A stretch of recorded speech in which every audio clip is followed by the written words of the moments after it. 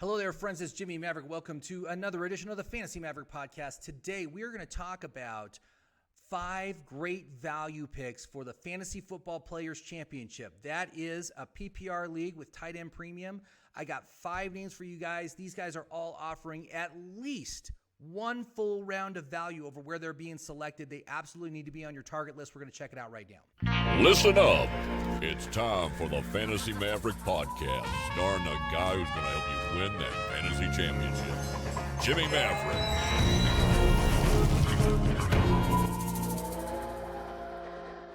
Hello there, friends. It's Jimmy Maverick. Welcome to another edition of the Fantasy Maverick podcast, coming at you from Santa Fe, New Mexico. And I am super excited because I am right on the verge of all my fantasy drafts. They start this Sunday and they continue until Thursday. I've got big drafts every night, including my FFPC drafts. First one is on Sunday night, picking from the 9th position, a very tough position to pick from. I've been working on strategy for that one. But before we go into the best value picks in the FFPC, I want to remind you, if you haven't done so already, please give me a thumbs up, leave a comment, share this with your friends, and of course, subscribe. All those things really help my channel out and increasing my visibility, and I do appreciate it. Thank you very much. Now, let's just get right to it. Now, one of the things I've talked about in my other previous things is I've done 8 of these leagues in the FFPC over the past 2 years, and I have won 3 of them right there. My 3 winning leagues, which is great. I've done pretty well. I love the format. I love the fact that it's a PPR plus a tight end premium, but it really switches things up over what you would normally get in your regular fantasy drafts that you're used to. And so in my app, My Perfect Fantasy Draft, which, by the way, I invite you to go to my website, fantasyfootballmaverick.com. That's where you're going to find the app. It's a web-based app. You can access it on any web-connected device with your browser. But when you log in, it asks you 3 questions. How does your league score points is the first question. And you can see I have one here called the FFPC, PPR plus the tight end premium. This is a special list specifically for the FFPC draft. It's designed to give you the most accurate idea as to when players are coming off the board so you can strategize about which players you want to take at what point. So we're going to go ahead. I'm just going to select that right now. Do you want to engage filters? No, we're not going to engage draft mode. We're going to bring up the list because the way I got these names is the way is just looking at the difference between their value rank and their draft position. So, in most leagues, when you see that value rank, one of the things they don't do is they don't adjust out the quarterbacks. And so, of course, the quarterbacks are the highest scoring players in fantasy football. And of course, they crowd the top of the list. But the problem is by doing this, you make Christian McCaffrey the 12th most valuable player in fantasy football. And so if his value rank is 12th, how can you accurately compare that against their draft position to see if they're a good pick or not? In my app, what I've done is I've taken the quarterbacks out of the equation for value. The quarterback's value is always equal to their draft position. That's the way I have them in the app. So you're just looking at the running backs, the wide receivers, and the tight ends and how that value rank, which is based off of how the league scores points times their projected stats, that gives them their points, and then it's ranked. It's straight out ranked. So you'll see Christian McCaffrey, the number 1 draft position, and the number 1 value.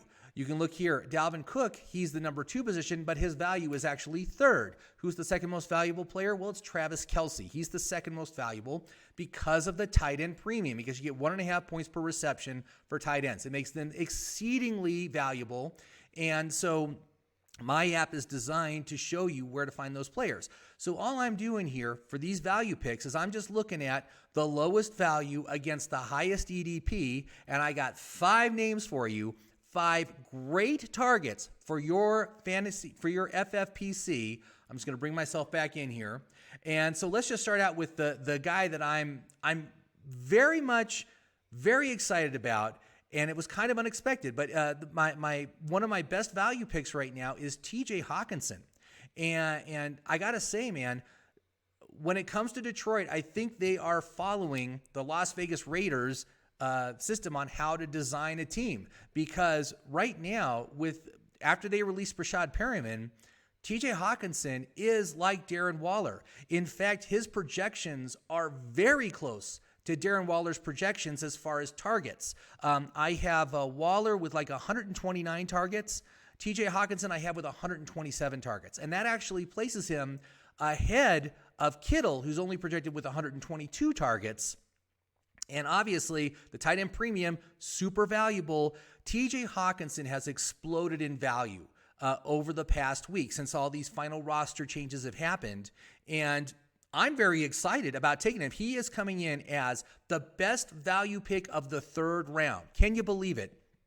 I have him projected with 85 catches for 884 yards and 6 touchdowns.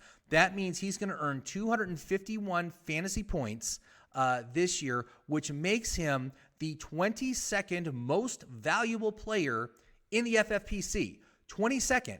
You know what his draft position is? 35. He is an awesome choice for your third round pick in the fantasy football. Even if you're picking first and you have pick 25, you know what? TJ Hockenson is great. He is a great choice there. And he is amongst the most valuable players you're going to be able to get at that point. There are a couple of wide receivers which are more valuable. As far as, Keenan Allen, Justin Jefferson, A.J. Brown, those guys, they do have more value than Hockenson, but there's not this scarcity. That's the thing with the tight ends. They're so scarce. So at any point in the third round, you can get T.J. Hockenson right now. So wherever your pick is, you can easily get him with your third overall pick. I absolutely recommend it right now.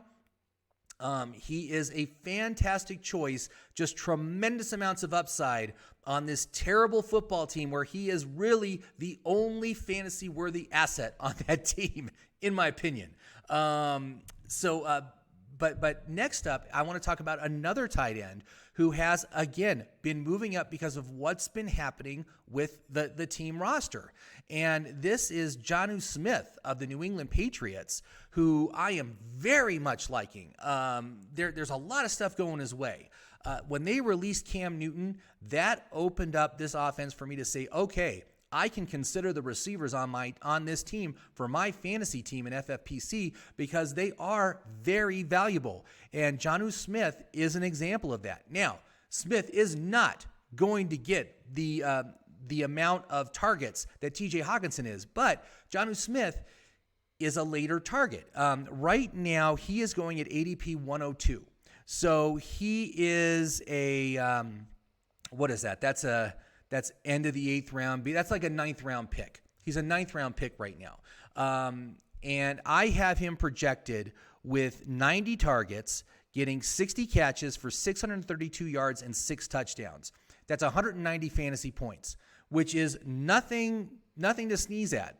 And when you look at how terrible the tight end position is right now, I think he ranks very well. I have him valued as my tight end 9. He is the 82nd most valuable player overall, so he's a top 100 value.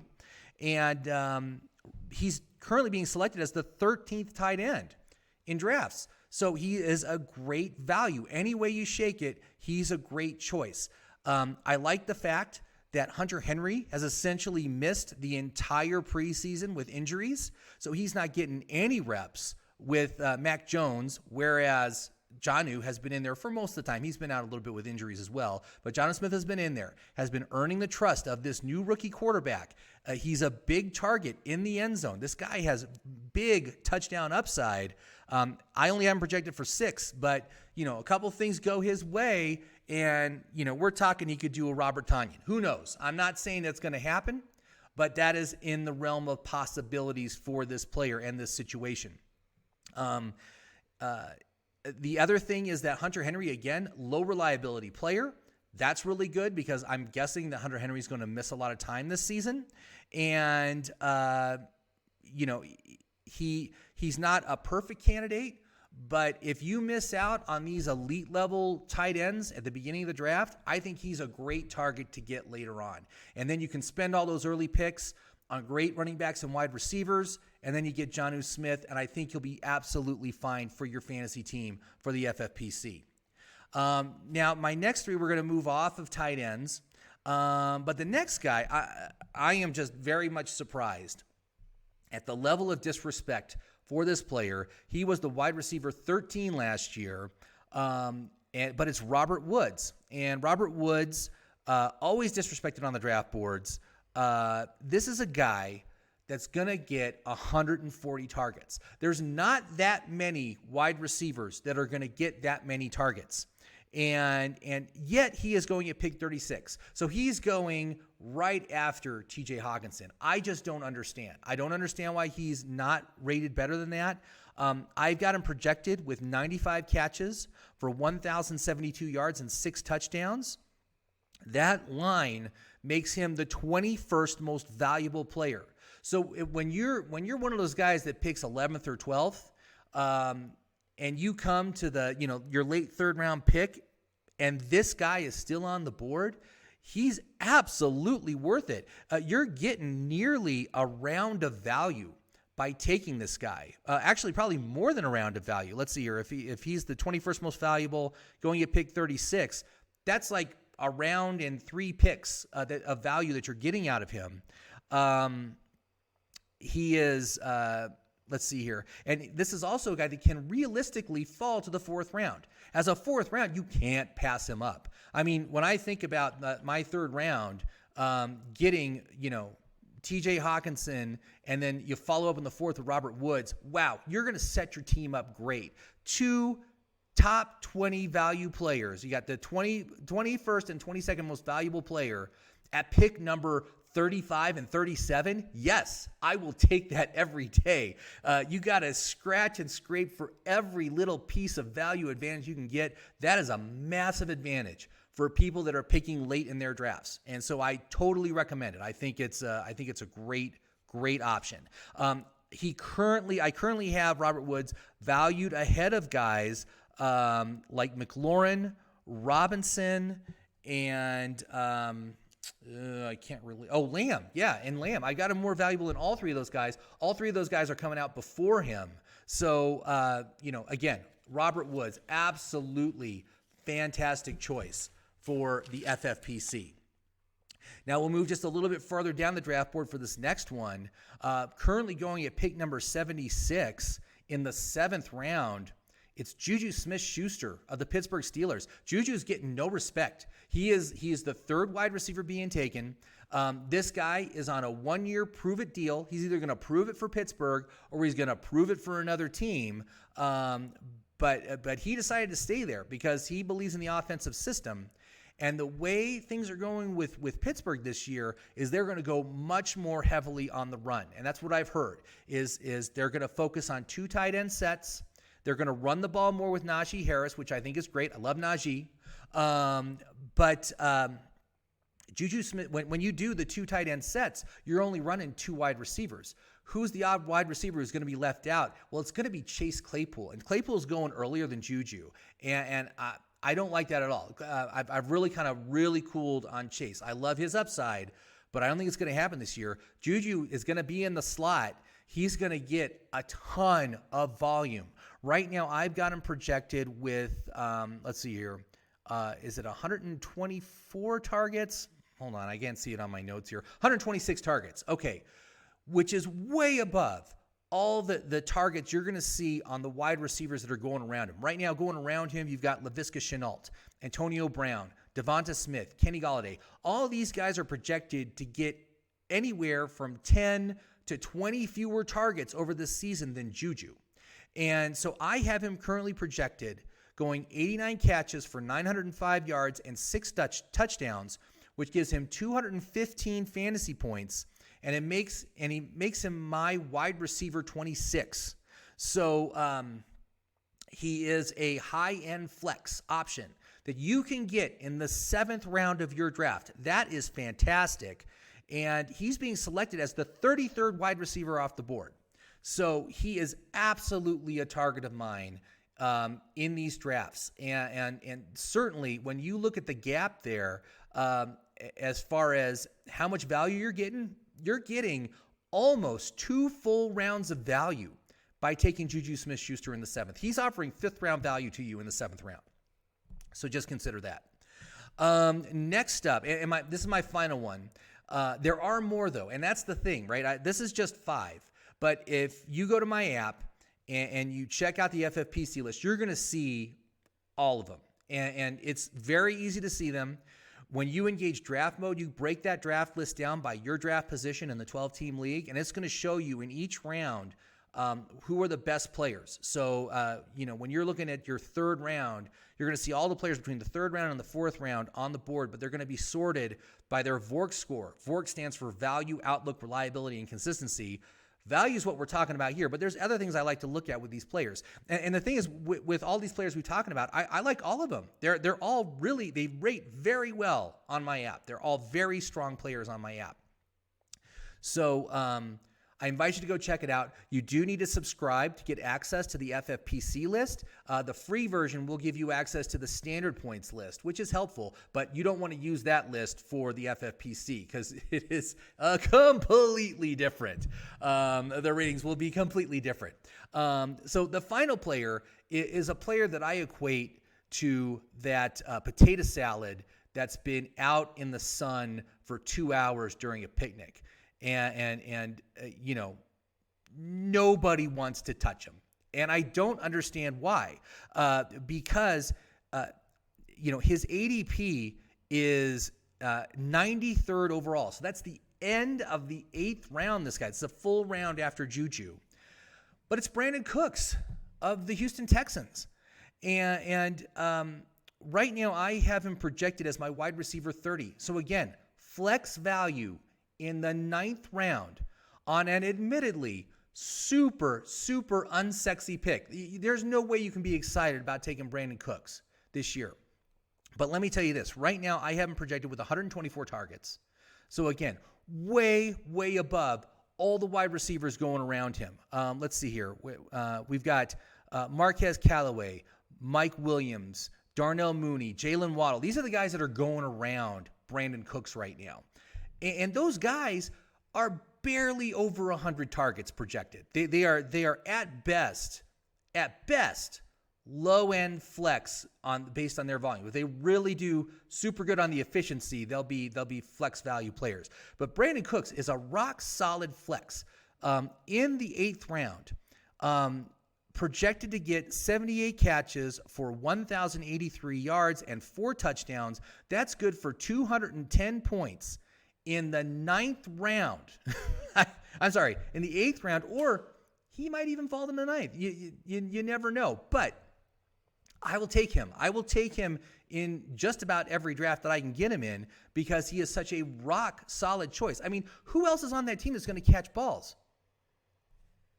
Who else? Nico Collins. That's it. A guy that's basically going undrafted. He's like at pick 240. You can get him in the last round of your draft if you want. But there's no other pass catchers, David Johnson, right? I mean, he does catch passes, so you got him. But Lindsey doesn't catch passes. Ingram doesn't catch passes. There's nobody on this team. It's going to be a terrible football team. It's going to be bottom 3 this year. They're going to be behind most games most of the time, so they're going to have to throw the ball a ton. And who's going to benefit? Who's going to catch those balls? Well, it's going to be Brandon Cooks. And he is a rock-solid play. He is the 42nd wide receiver coming off the boards right now.